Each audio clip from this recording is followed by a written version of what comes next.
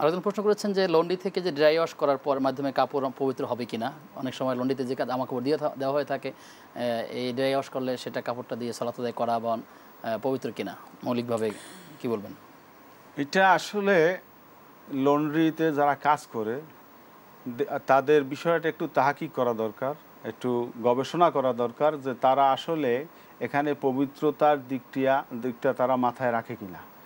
যদি এমনটা হয়, কোনো কোনো ক্ষেত্রে দেখা যায় তারা নোংরা এমন পানিতেই ধৌত করে যেই পানিটা নাপাক পানি দিয়ে যদি ধৌত করে, তাহলে সেক্ষেত্রে তার কাপড় পাক হওয়ার কোনো সুরাত নেই। সাধারণভাবে আমরা বুঝি যে আসলে এগুলো পরিষ্কার পরিচ্ছন্নই তো হওয়ার কথা, কিন্তু আমরা এটাই ধরে নেই যে নদীতে খালে যদি সুন্দরভাবে ধৌত করে এবং যদি জামা কাপড়ের ভিতরে কোনো নোংরা কোনো অপবিত্র কিছু না থাকে, তাহলে নিশ্চয়ই তার কাপড় পবিত্র হবে।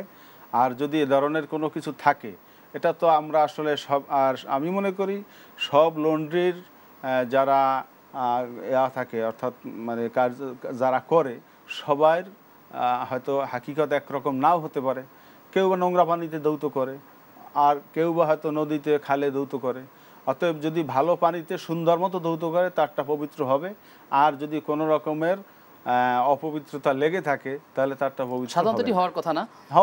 তারপরও যিনি প্রশ্ন করেছেন তাকে বলবো, যদি আপনি আপনার কাছে যে এটা আছে আপনি সেখানে তাকে জিজ্ঞাসা করে নিতে পারেন আসলে বিষয়টা কীরকম হচ্ছে, তাহলে তার এই সন্দেহটা দূর হবে। আশা করছি তিনি তার জবাব পেয়েছেন। আবদুল্লাহ পূর্বাঞ্চল ঢাকা থেকে তিনি জানতে চাচ্ছেন যে আমাদের অফিসে সিসি ক্যামেরায় মনিটর আছে যাতে মানুষের ছবি ভিডিও দেখা যায়। আমি সুন্নাত সালাত মাঝে মাঝে আমার অফিসে আদায় করি, আমার সালাত কবুল হবে কিনা, রহমতের ফেরেশতারা আমার অফিসে আসবে কিনা, কারণ যেখানে ছবি থাকে সেখানে তো বাধাপ্রাপ্ত হয় তারা। সেই ক্ষেত্রে আসলে এই মনিটরের ছবি দ্বারা আসলে মূলত ছবির যে হাদিসের কথা বলা হয়েছে সেটি আসলে এক কিনা। হাদিস শরীফে রাসূলুল্লাহ সাল্লাল্লাহু আলাইহি ওয়াসাল্লাম বলেছেন, লা তাদখুলুল মালাইকাতু বাইতান ফিহে কালবুন ওয়ালা সুয়ারুন।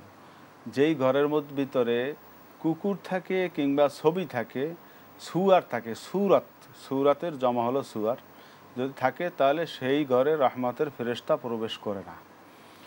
এখন মুহাদ্দিসিন একরাম এবং ফোকাহায়ে কেরাম এই বিষয়টা নিয়ে তারা একটু ইখতিলাফ করেছেন যে আসলে সুরাত বলতে বা সুয়ার বলতে আল্লাহ রাসূল সাল্লাল্লাহু আলাইহি সাল্লাম এখানে কি বুঝাতে চেয়েছেন।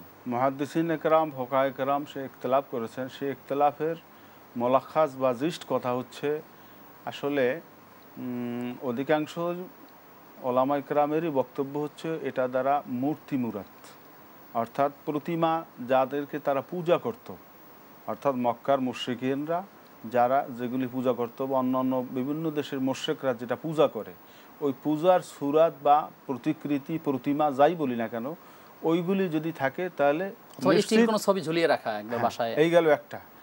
আর দ্বিতীয়, কাগজে অঙ্কিত যে ছবি কিংবা আপনার কোনো স্ক্রিনের দেওয়া ছবি, এই ছবির বিষয়টা আসলে এটা একটা ছায়া, এটা আসলে ছবি না।